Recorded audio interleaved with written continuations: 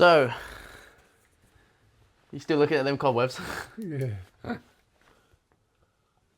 Right. Can't see any more at the moment. So episode 5, as people may be able to tell, we have no microphones in front of us this time, and that is because we are testing out my new wireless ones, these Hollyland things that I brought the other night. So we're going to see how this goes. Trying it out, ready for the new series that I'll be doing up in London. Oh, I reckon. Yes, exactly that. So I reckon. So we're going to see what the sound quality is like, and if this is podcast viable, so to speak. So this episode is about events, which I've been telling you about that I wanted to do for a while. Events. So world events, things that you've experienced, that kind of thing. And the reason for this is because when I was doing your birthday special, I realised that a few days after was VE Day. So then that got me thinking, there's so many things that he's experienced and lived through. No. Compared to what I probably won't ever have to experience and go through, you know? Yeah, but don't forget, I was born in 45, so that was right at the end of it. Yeah. That's only one war. There's about 5 or 6 others that you went through. Oh, thanks. You're very welcome. So the first question that is a good place to start is, what is probably the most memorable event, like historical event, that comes to mind straight away, where you remember the exact date, exact where you was when something happened? None of them, really. Because I didn't take much interest in them. Oh, fair enough. But I suppose memorable events would be bonfire night. Right, that's not exactly historic, but... It's not exactly what you were thinking of. No, that's not what I was thinking of at all. But, yeah, most of them, though, like street parties and stuff like that, we didn't have at the time. Mm. And plus the fact, didn't really... I need to do a fact check. Sorry about being on my phone. Yeah, but it was... yeah, for after the war and things like that. But I suppose really the best one was that was the most memorable was winning the World Cup. Yeah, You know. yeah, the big sporting events, yeah. Yeah, because that was. How old sort was of you then? What was that? 66. 66, wasn't it? Yeah, Bobby Moore. So I'd have been 11, wouldn't I? 45, 50, 20. Yeah, 20s, yeah. Yeah, and 21? that was... Yeah, 21. Yeah, that was one of the memories. That's, the real one. Yeah. Because the war and all that, everybody was happy and everybody was glad it was all finished. But it seemed that there was so much to be done that people didn't really think about it. Mm. They took it on. But lots of things you don't see as being great. Like my mum running the social club for the youngsters. Yeah. Which never gets done now. Most places haven't got any thing for the youth at the day. But Mum used to run the little club, and that used to be on a Saturday. Mm. And she used to have everybody back at our place after the club had finished. Yeah. And that was sort of, well, you could take that as being part of the war, because it was part of... Post-war. Yeah, of what everybody was trying to find a niche, trying to find some way of blending in. Yeah. And not being sort of on the outside, and everybody joined in, Well, I will go back to the World Cup, because that is a big thing. But one of the big post-war events was the Queen's coronation. Yeah. Is that something that But you can remember, or? You don't really, because nowadays it's all on the telly and you don't have to worry about it. Everything seems to be there when you want it, if you want it. Yeah. But yeah, I can't really remember. I was gonna say, what was that like? Because that's one of the biggest. Yeah. Because she was loved and adored. Yeah, we didn't, sort of celebrated that amount. Not where I was. Yeah. It was other places. If you had a telly, you could see all the parties and everybody dancing around and such forth. I didn't know if your family were royal centrics and took you up to London and everything, or. Not really, no. It's because my mum was single then, and somebody who was single after the war, Yeah, it's not the easiest time. You ain't got that amount to float around.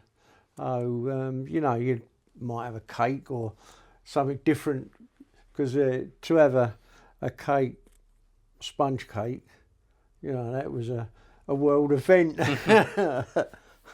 But yeah, it's things that like that. Some people really enjoy them and they really take to them. But I suppose after war, something like the coronation brought everyone together again. Yeah, it was like you've seen everybody up at Trafalgar Square and all that after the war, and round the memorials of everybody. Like the war memorials and things, yeah. Yeah, and everybody was enjoying themselves and all dancing and that. Yeah. But there wasn't a lot of beer. There probably wasn't enough beer to go round. It was just one of the... Everybody, well, you'd have been a bit young, I think, then anyway. Yeah. Just a little bit. But, yeah, people used to find enjoyment for small things rather than big things. Yeah. If something could happen, somebody got christened or something like that, the whole road would be involved in it. Yeah. It wouldn't be just the family, it'd be the family plus lots of more. Yeah. And some of them you never even knew. So you didn't have any street parties then for it, or? Nah, we didn't. Not that I remember, It's, but yeah, I suppose to me that was the football was the big one. Yeah. Well, by that age, you're in your 20s. Then you can go out yourself. You can go explore a lot more. You can think of it. Yeah. But whereas coronation, you'd have been about 8 years old. 53, probably, I think coronation. Yeah. Probably, yeah. Around about 7, 8 years old. It's and when you think my daddy, he disappeared basically when I was 5. So it's only like 3 years after he'd gone. Yeah. And we were still trying to settle in and find out how he was going to live. Yeah. So with the World Cup, do you remember England's run then? I tell you what, the bit I remember the most about the World Cup wasn't the game. Jeff Hurst scoring the third goal. And the other bit of it was Nobby Stiles. Right. Going round the outside of the pitch with the cup in the air. And he's a little fella, but he used to get stuck into anybody who got in front of him, Yeah. And and seeing him go round there with that cup. Who was your favourite player from that team? Probably Nobby Stiles. Yeah. Because he was the sort of thing that you would like to be.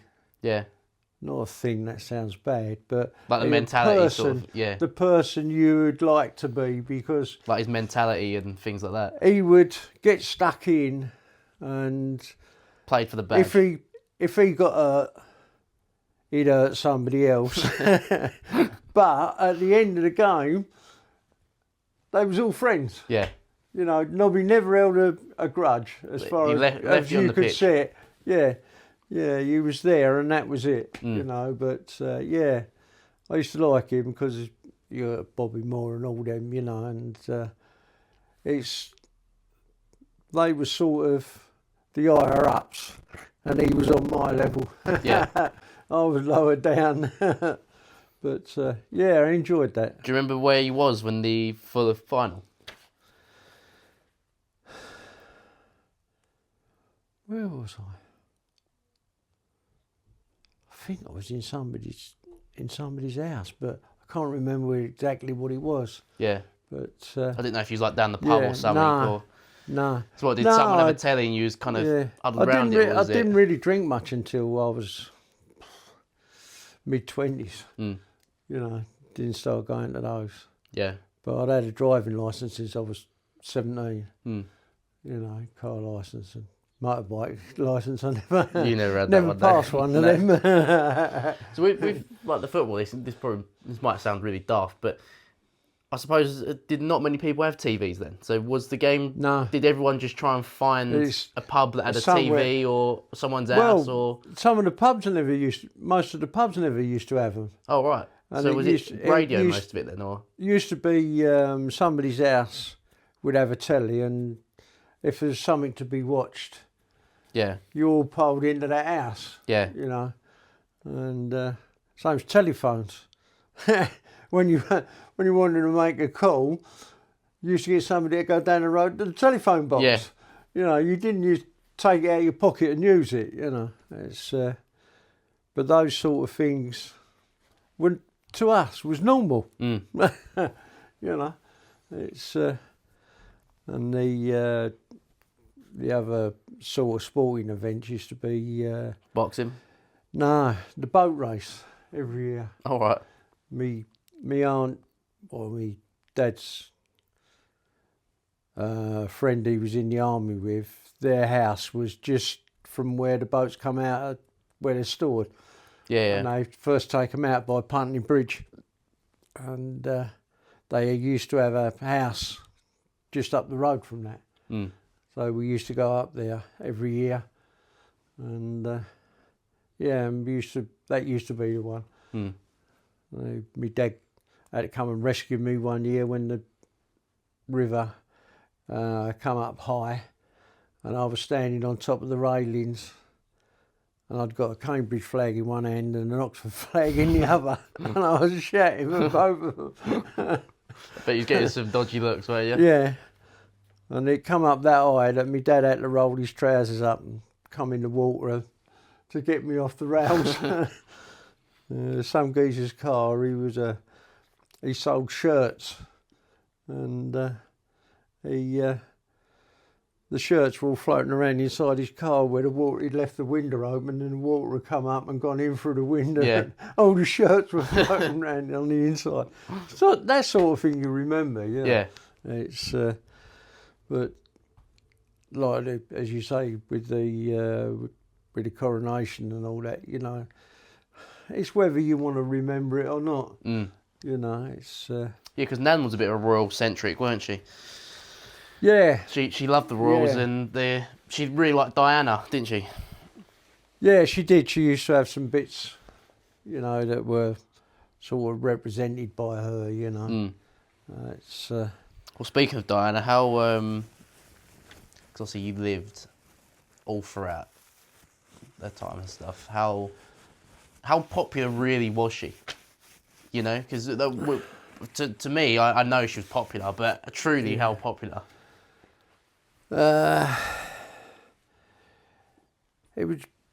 She was basically one of the first royals to actually mix. When she, you know, when they go on their walkabouts and stuff like that, you know. Yeah, because she used to do like the school fun runs and things as well, didn't she? She used to mix him and all the little kids, Mm. you know.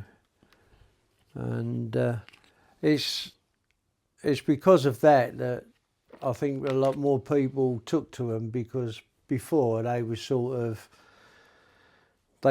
up there and you was down here. Yeah. You know, it was, but she felt more like one of us. That was how it was. Mm. That was society. It wasn't. I don't think it was many people, but I think it was society, and people like that, you know, admirals and stuff like that, would come in the same category as being up there. Yeah, looked But up the to. seamen down here would mix with everybody, you know. Yeah. If they come off one of the battleships or something like that, or aircraft carrier, you have the ones that were up there would go that way with their people, and One's the other way, and go that way. and the rest of them would go that way. Go that way. It's, but I like to see them when they're, you know, they do it a lot for other people that we don't think about. And we don't see. You know, and we don't see it, you know, behind the scenes. They do a lot. Because I mean, I have very mixed opinions on them. Because obviously. But you would think But it's completely different generations, isn't it? The generations that looked up to them because they was aloof in one sense. But your generation would look at Diana downwards. Yeah. You know, because they mix with more of the people. Yeah. You know, and it's not a hierarchy and the low life, should we say, or what we class as low life. Yeah. But but I suppose in one sense they was the higher ups. They seemed that we could never ever get that far up. But now the attitude is I'm going to do it. Yeah. You know, whether you can or not is irrelevant. Yeah. You know. So when she did pass, what was it like inside? How did the UK take it? The general person that you walk down the street, and you speak to them about it? How was their mindset and what did they think about it? Most of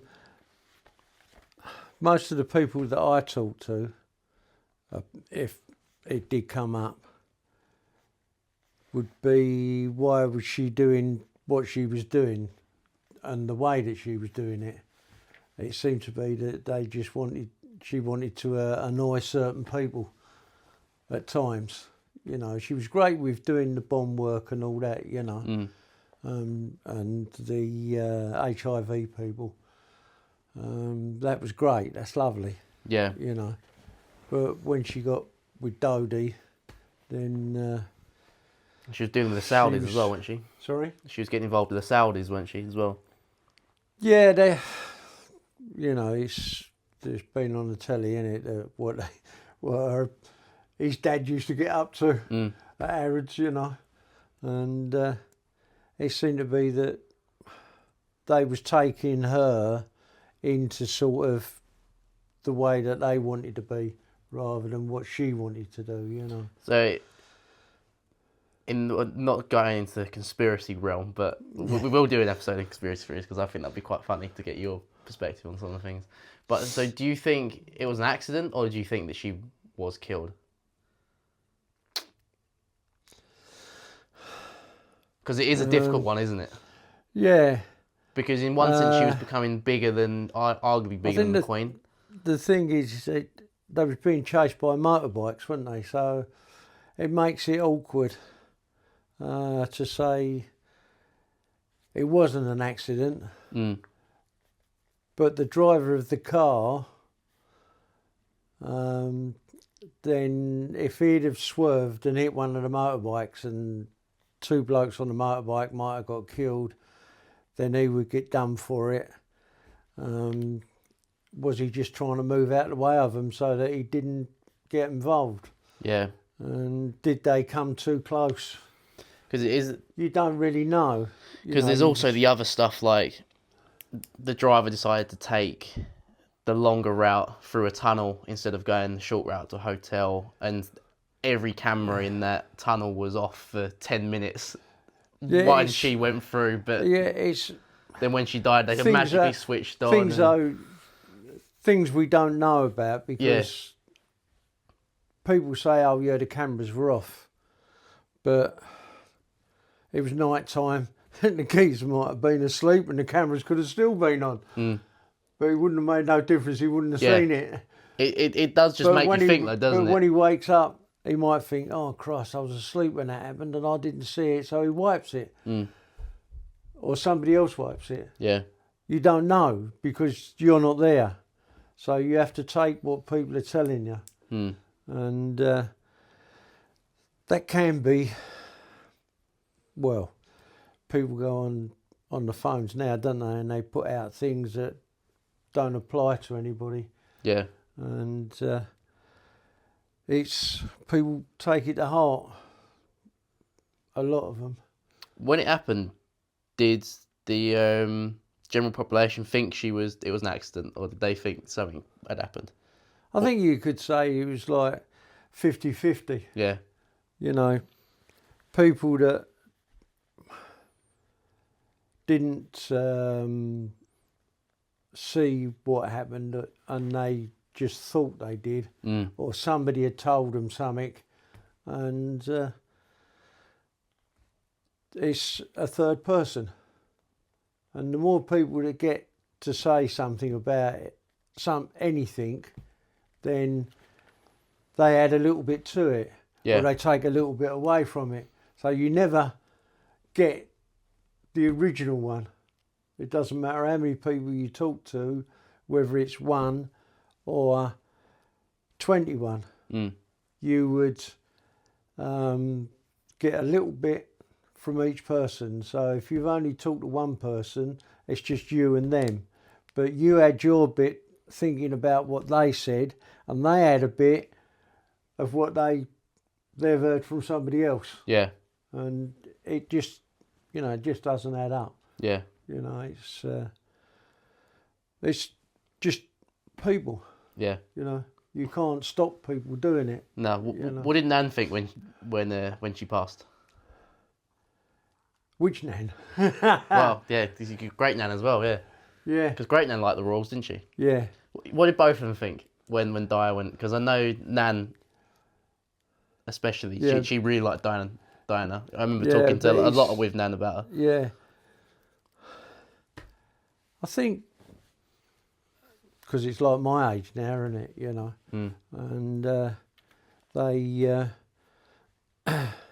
they didn't want to think about it. I don't think. She's gone. Yeah. And it's the same attitude for that as what it would be for somebody else that's in the family. It's unfortunate. Oh, so they thought of her almost as if she was a part of the family. Yeah. It's one of those things that you say a bit about it and then you move on. Yeah. You don't sit there going, we'll talk about this for 3 hours. Yeah.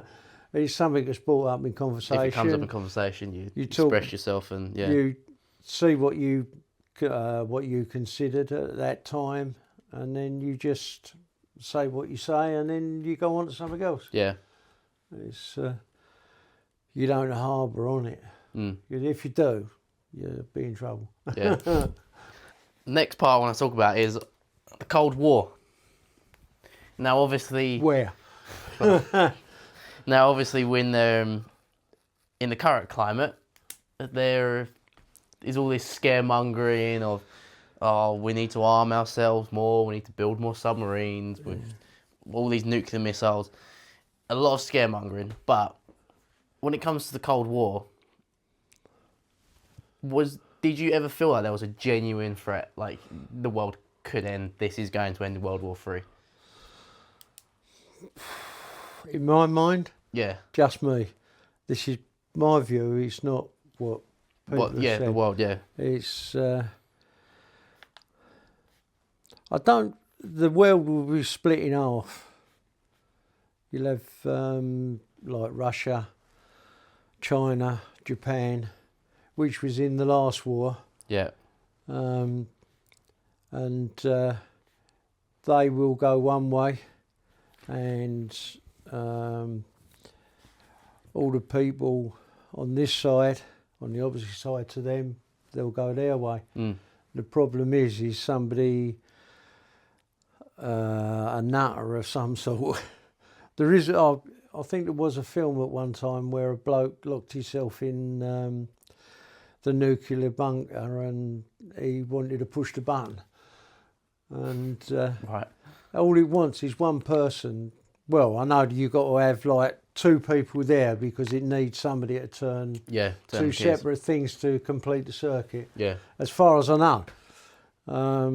Yeah, it's never just one but person.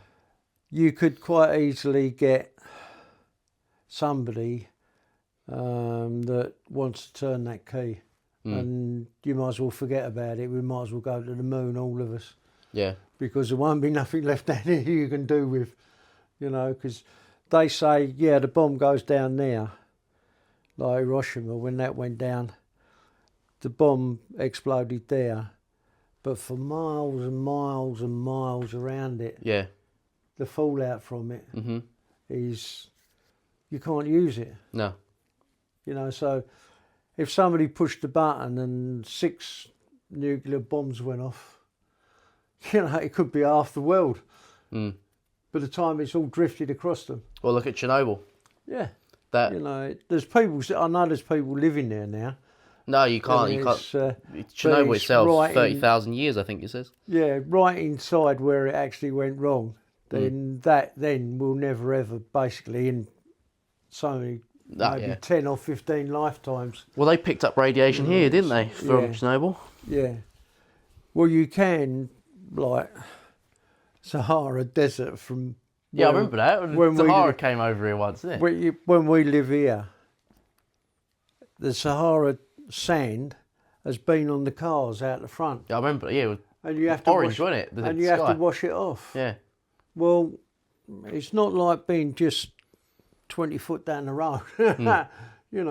It's a few thousand miles from us. Yeah. So if they dropped a bomb in London, then it's... We would have had it. Yeah, we've gone, yeah. We would have had all the fallout from it. Oh, yeah. We'll look at the volcano. Now that's gone up into the atmosphere, and look how big that cloud. Look how big that cloud is. It's enormous. Yeah, because Etna recently erupted, didn't it? Yeah. And that will be taking years before it settles down. It's... So you think? So you say that you personally thought there was an actual threat during the Cold War, like it was a possibility. There's always a possibility of when you've got the devastation or able to give devastation. You've always got that fear there, and if you haven't got it, somebody will move in and say, we'll push the button. Yeah. So if they've got it, you want it. Because you've got to be able to retaliate it. Yeah. It's like Russia now. With Ukraine, they are bombing them all the time. But they can't fight back. Because they haven't got the weapons to fight back with them. They can only fight on the ground. And Russia's saying now they could... I'd love to know how it was done. Really done. Because they say that they took the planes, the small planes... The drones. In lorries. And they're thousands of miles away. And they remote control. They open the top of the lorries, and the drones come out of the lorries, and they sat there. They bombed their planes, didn't they? And they bombed their planes. Yeah. And now, how can we look at, well, you got a gun here that's going to fire maybe, say, to France, right, on the coast. Yeah. But that is like a hell of a lot longer. Oh, yeah. But the radio control... Yeah, the signal, everything, It's all there, it's all ready to go. And you got to think, that little drone, maybe costs a couple thousand. Yeah, because And that little drone has caused $7 billion worth of damages. Yeah. They estimated. Yeah. Because one of the planes they hit was one of the big nuclear ones, one that can actually drop a nuke. Yeah, and one of the others they done was the radar one, wasn't it? 'Cause you see it with the big piece on the top of the plane, and they blew that one up completely. Yeah. You know, it's but that's the sort of thing. You know, I know we don't like the idea, but or most people don't like the idea. But if you don't protect yourself, nobody else is going to do it for you. Yeah. You know, although you got United Nations, and they say, well, if you attack them, we'll all together we'll attack you. Yeah. And but would they? That's a good point. Because they're going to be looking after their own people. They're going to look after them first. Yeah, I don't think the UN or NATO would get involved, because if they did, it would start World War III. Yeah, as you know, they physically can't. They say, well, we'll all stick together and we'll all go in. But how long did it take the Americans to come into the Second World War? You know? It did take them a while, to be fair. It's only that the Japanese decided to bomb Pearl Harbor.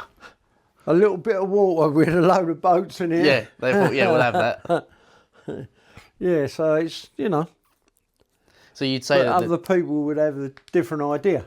But would you say that the general population was nervous? There was a bit of anxiety around, tomorrow, with all the not scaremongering, but all the news of this has happened or this has happened. Afghanistan, for example, Russia going into Afghanistan. So that's, you know, that's a good example.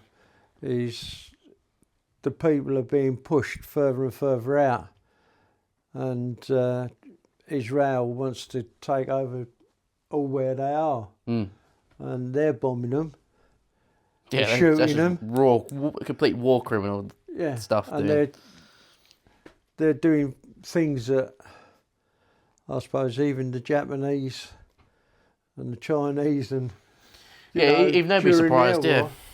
They're during the Second World War, you know, the things that they used to do, that's as bad as what they was doing. Yeah. You know, and why people can't live next door to one another, I don't know. I don't get it either, and it's the whole the Israeli people and Netanyahu will say, October 7th, but what people don't realise is the Israeli government knew about October 7th attack a year before it happened. They were told about that it was going to happen, and their words were, that's impossible. The Hamas don't have the capability to drop in and attack us on the 7th of October. They knew it a year in advance. Now, if they would have just properly took that threat, none of this would have happened. So they can sit there and say, we're defending ourselves. Well, why didn't you defend yourself a year before it happened? There is one thing, the Israelis moving on like that. There is no way that you can beat a terrorist attack because they mingle into all the people that are there. So they just move. And they can do whatever they like because they can move. Yeah. And you'll never ever wipe them out. Yeah, you won't get rid of a terrorist organisation. You know. And their excuse of bombing hospitals, schools, and things like that. That is what they ridiculous. Say is because people. Apparently, they're setting up bases in there. Underneath the hospitals and all that. Yeah. But you can't bomb an hospital just because one person might be in there because they're not sure whether they're there or not. That's why ridiculous. I say that you can never beat them because they'll just disappear. Yeah, especially in such a close quarter city and neighbourhood. Yeah. You can't just bomb the absolute shit out of them. And they're not even just doing normal bombing, they're complete carpet bombing. Yeah. napalm strikes. Yeah. But they used Well, white phosphorus the other week. Then that's one of the things that the Japanese, I think it was about 10 years after the last one surrendered, they used to just go underground and they'd stay under there for days. Yeah. And then they'd come out again. It's like Vietnam. And they're doing it now. They're doing exactly the same thing now. Yeah. And you won't. You get never rid of them. defeated them. No. You just moved them on. Yeah. I think they estimated. I saw a thing. They estimated between something ridiculous like 60 to 100,000 civilians are dead from Israel Gaza alone. Yeah. And that's ridiculous. Yeah. And how many of them? So there's 100,000 dead. Well, how many Hamas have you killed as a ratio? Yeah. So what is it like? What 1 to 1,000? Yeah. They might have killed some of the people that were actually involved with the raid, but they'll never find out whether they've got them all. No, you won't. You know, you've You got never get them all. somewhere or other. You've got to try and make not peace, but coexistence. Yeah, it's with the people that the leaders of the opposition. You've got to make them calm down the people that are below them. It's got to the point where this is my personal opinion anyway, that it almost seems like it's not about October 7th anymore. That just seems like an excuse now. And it almost seems a case of we just want Palestine now. It is when you think that they've already moved Israelis into the area behind the troops. Yeah. And they're setting up settlements. Now, all they want is the land so they can put more settlements up. Yeah. You know, that's why they keep pushing them. And they're saying, the Israelis now are saying that the Palestinians have got to find another place to live. But everybody else is in the situation of, well, we've got loads of people that we can't do anything with ourselves, you know. And cutting off humanitarian aid, stopping water supplies, stopping electricity supplies. It's inhumane. Yeah. There's going to war, and then there's just cruelty for the sake of being cruel. Yeah. Yeah. Oh, yeah. Which is why, to me, it's more using the October 7th. It just seems as an excuse rather than an actual cause. It is now. Yeah. You know, it is now. For the first couple months, fair enough. Understandable. Yeah, but now... But years later, it's a joke. Now it's just idiotic, you know, as far as I'm concerned. I think, and I think personally that Netanyahu should be held accountable for the stuff that he's doing. Yeah. That seems like an unpopular opinion when you talk to other people because they're like, he's defending himself, but it's gone too far. Yeah, he's not defending himself now because they're nowhere near his border. Yeah, put it this way: if Trump had done that to Canada, everyone would be calling for his head, wouldn't they? Yeah. If Trump was carpet bombing and white phosphorus in Mexico and Canada, and cutting off their water and electric supplies, people would be coming for his head, wouldn't they? Yeah. So, but just because, but if you come for Which Israel, might not be a bad thing. yeah. But if you come for Israel and Netanyahu, you're seen as anti-Semitic when you're not. No, it's not one or the other. It's just people. No, with the Russians, I could never understand it being called a war because Russia itself, the Ukraine's got no way of making it a war, because with war it means that this person throws stuff at this person here and this person here throws it back at these people here. To begin with, no, but now it is because of all the support. But only if they can keep the support. Yeah. You know, but these, it's like drones. You know, if there is another war, it won't be for hand-to-hand fighting. Basically, No, it fought will up be there. drones coming over. Yeah. and bombing whoever's there is in the trenches, you know, and they'll just bomb them. Yeah. And then go into the cities with them and bomb them. Yeah. You know, because you can only throw up so many rockets and gunfire and such forth to try and knock them down. Yeah. But they're small enough to get round. You know, you can't hit them all. It wasn't like during the First World War where you had bloody great big planes and gas bottles flying around in the air, was it? You know? Nah, yeah. Because you took up about 10 people or 20 people, but it was about 50 times bigger than the little capsule they was in underneath. You know, well, you could hit that and it'd explode and that would be it. But Yeah. with those drones, they're only sort of Yeah, a meter. shoebox size. Yeah, a meter at max. Yeah, you know, and but the bomb that they can carry underneath. And a lot of them, That is the compacted. It's not gunpowder anymore, is it? It's a combination of materials that are stronger, and when they hit, that's it. You know. And a lot of time they're just kamikaze drones as well. Yeah. They never bring them back. Yeah. No, they're cheap drones. You can just blow them up. Yeah. And in terms of war as well, what's a couple grand? Yeah. Like, do you know what I mean? In terms of military spending, yeah, what's a couple grand?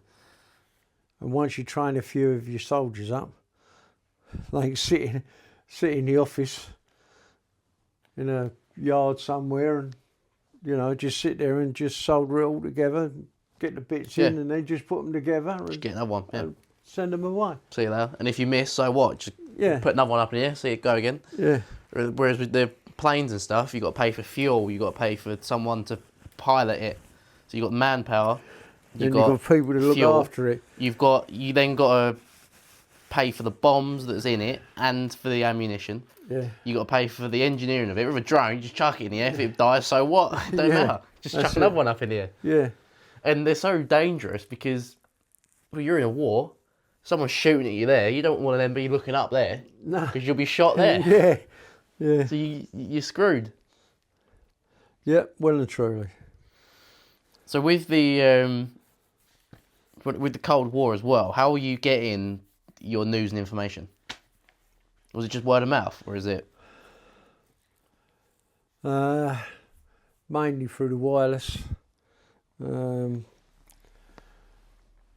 But being younger, you don't really take much notice of it. Yeah. If you was to ask school kids now, even up to when like 17-year-olds maybe, but if up to 15, they wouldn't worry about it. No. You know, it's just something that older people worry about. Yeah. Oh, my energy bills are going up. Yeah. It's but I suppose you sitting around a table and talking, like a dinner and stuff like that, and it's when you've got one side that wants loads and loads and loads, and the other side's only got a little bit, then it's never going to work. Yeah. You've got to have a compromise somewhere along the line. You give a bit, they give a bit, they give a bit more, you give a bit more, and you finish up somewhere. You meet in the middle. Where you can, it may be not what you want complete, but you've got to start from somewhere. You've got to start from somewhere. Yeah. And saying a 30-day truce to not the bomb, to fly anything or anything like that, then I can't see why they can't do it. Mm. You know, just stop it.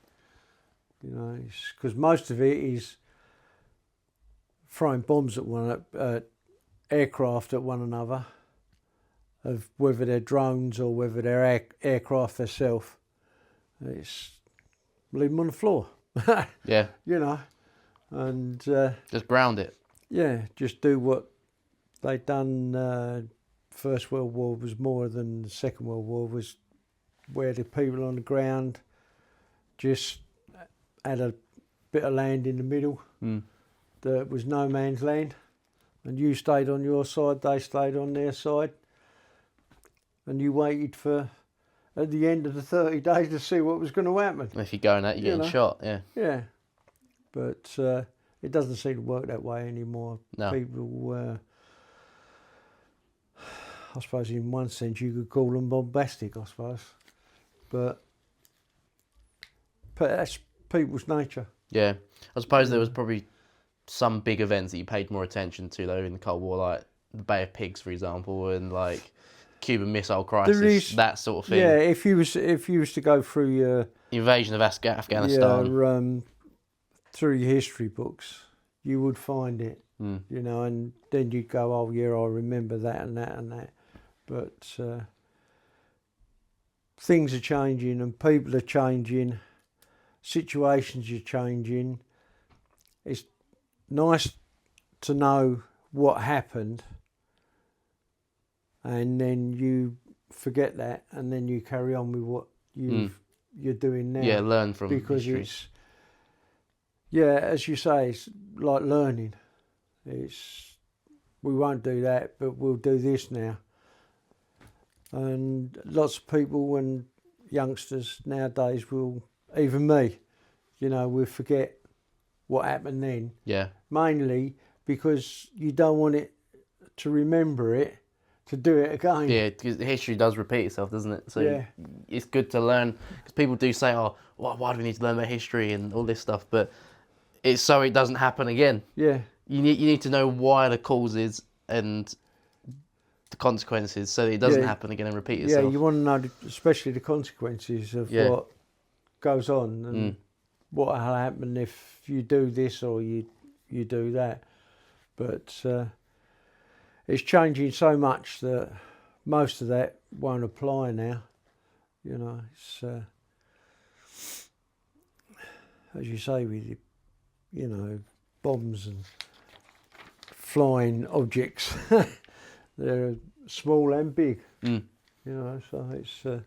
But I suppose with the Cuban Missile Crisis, that was probably one of the massive turning points, because that almost led to World War III, because it came out, didn't it, that Russian soldier was told to... He misheard the command or something and was going to press the button, but then he didn't press it, and because he didn't press it, that stopped World War III from happening. So instead of pressing the button and blowing up the blockade, he let it go. Did you get told about that when it happened, or did you only find out about it years later? You find out about that later. You don't. They don't tell you that straight away. No, but I didn't know how long afterwards. Don't know. I just don't know. Yeah. It's all according to whether you really want to be interested in it as well. You know, it's something that people want to know, and other people just say, well, I'm sorry, but I don't agree with it. I'm going to carry on my way. You know, and it's you can get into trouble doing that, but it's the way that people live, the way it's their life. Yeah. You know, it's I'd rather talk to somebody, you know, and say, well, you know, why'd you do this and why'd you do that? Yeah. But other people are just going, oh, well, I'll push this button now and that's it. That's it, yeah. You know, that's the worst thing, you know. Well, there's one more I'm going to ask you about before we end this episode. Which I just have to ask, just for personal resonating with. But we will do more of these episodes, because obviously there's so many events. Oh, will you? Yeah, there's so many events you can go through. Like, we've been recording for close to an hour and we tackled maybe 3 things, you know, 3 or 4 different events. So, the moon landing. What can you remember about that day and the lead up to it? I can't remember whose telly we watched it on. Must have been with one, you know. I only had one telly in the house at the time, so. But yeah, it's. I admired the people that went there, not the moon landing. The moon landing, okay, they landed on the moon. Yeah. Yeah, so what do you want me to do? Jump up and down? But the people who risk their lives to go there, For a venture, yeah. and whether they'd ever get back. Mm. Because, okay, you could go there, you could land on the moon, and everybody knows it's dusty, so the dust flies up. And you don't know what that's going to do To the craft. to the craft. Because you've never been there. You've never been there before. No. So you never know whether you're actually going to be able to get back. Yep. And you've only got oxygen for a certain amount of time. Yep. You can't produce your own oxygen. So you think to yourself, I wonder what's going through their minds now. Mm-hmm. You know, it's not like, can we put up stations on the moon, you know. It's, we wouldn't be able to breathe up there, so you'd always have to be in a suit. Yeah. And whether there's any water on there, you don't know. Would you have to make your own water? Like pee in a bottle and then put some tablets in with it and then drink that afterwards, you know. But let's say theory can only take you so far, don't they? So yeah. like going up to the moon, you got. But you know, the people that went there, I admire them. Mm. You know, it's because basically there's not a lot they can do if it goes wrong.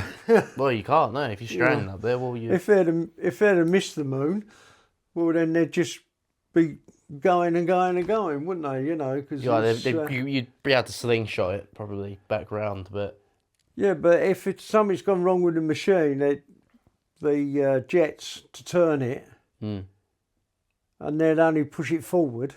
Yeah. Well, you've got no means of getting out and turning it.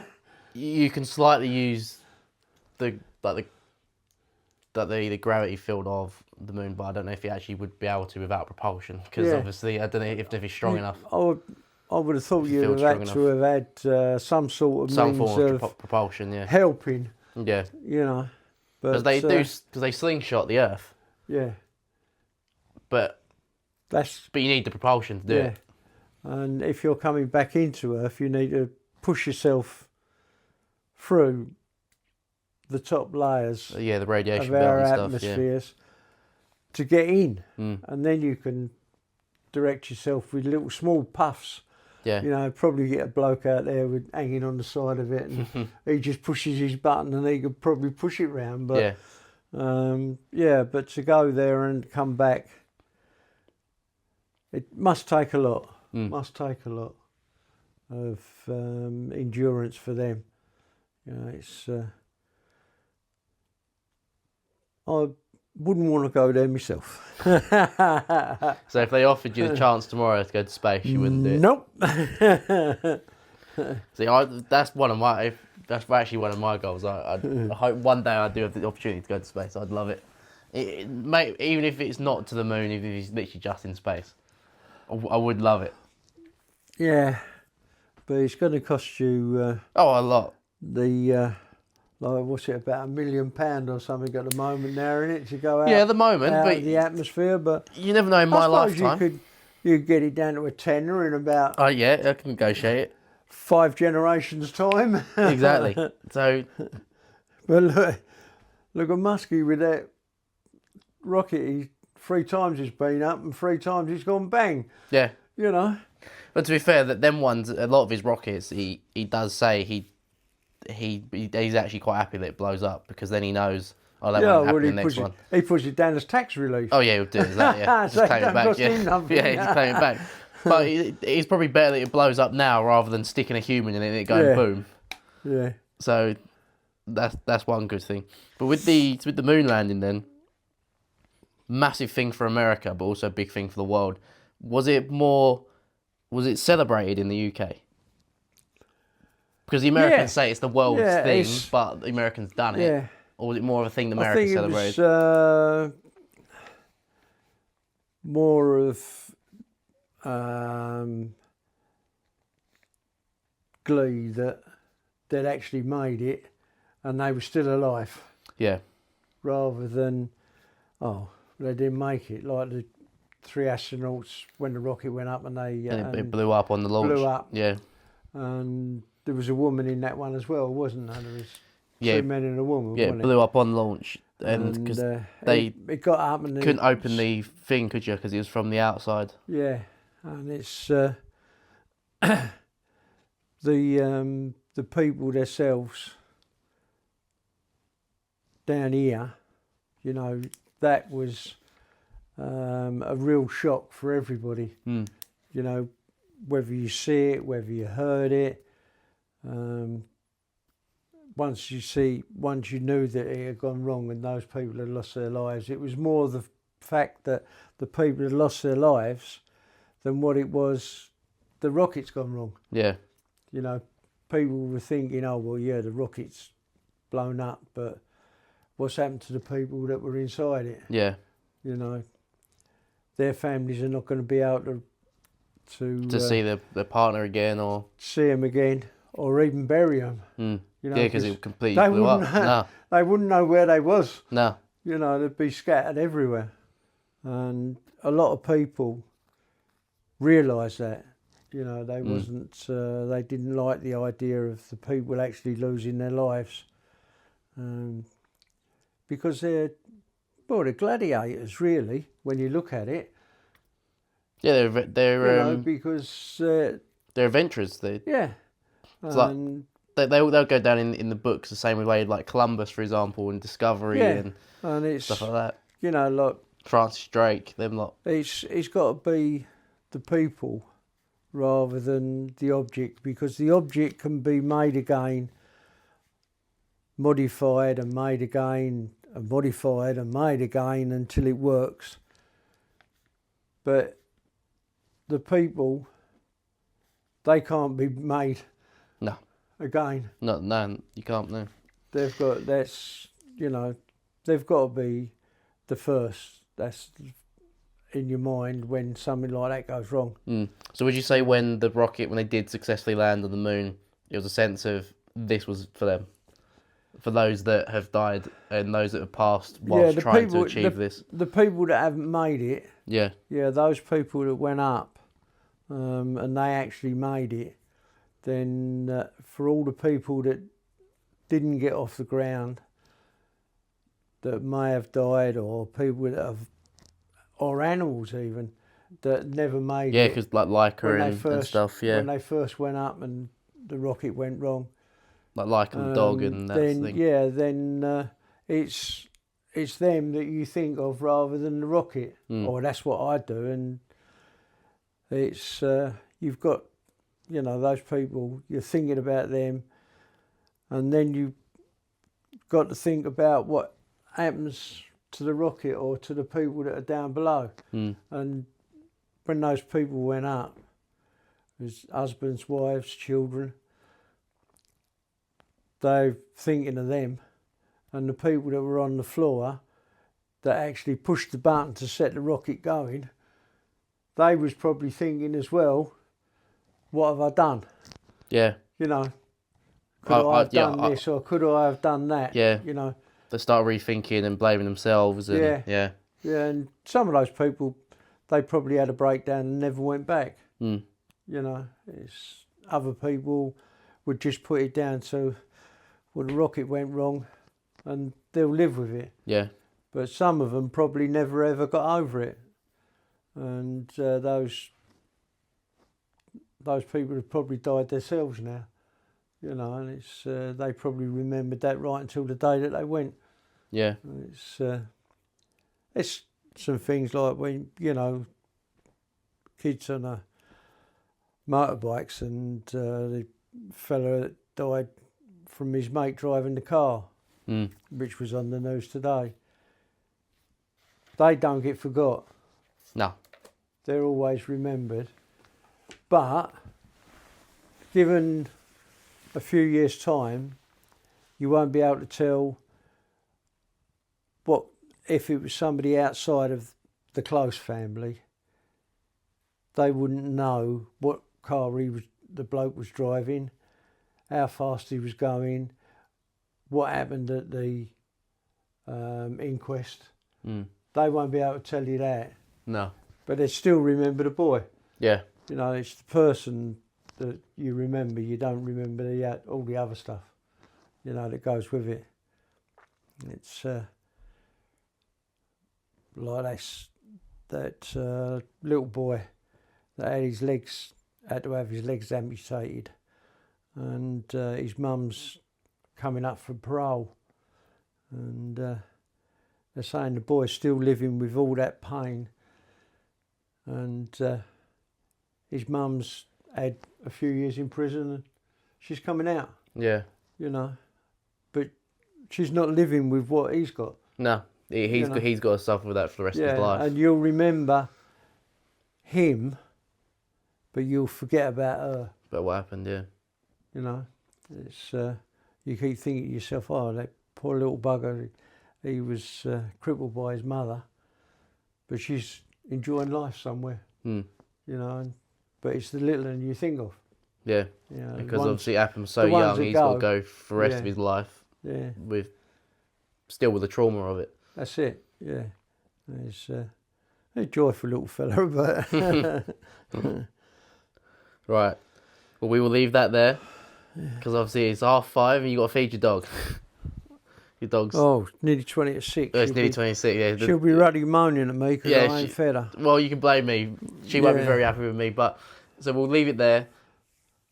We covered a few good points. But of course, the amount of stuff that you've experienced and gone through, even when I come here to do the episode, I was like, oh yeah, I'll go through this. And I forgot other stuff like Chernobyl and pigs and Vietnam and Korean War, the Falklands, IRA. We've got all that stuff yet to cover. So we'll do that in a couple episodes time as a bit of a break. So yeah.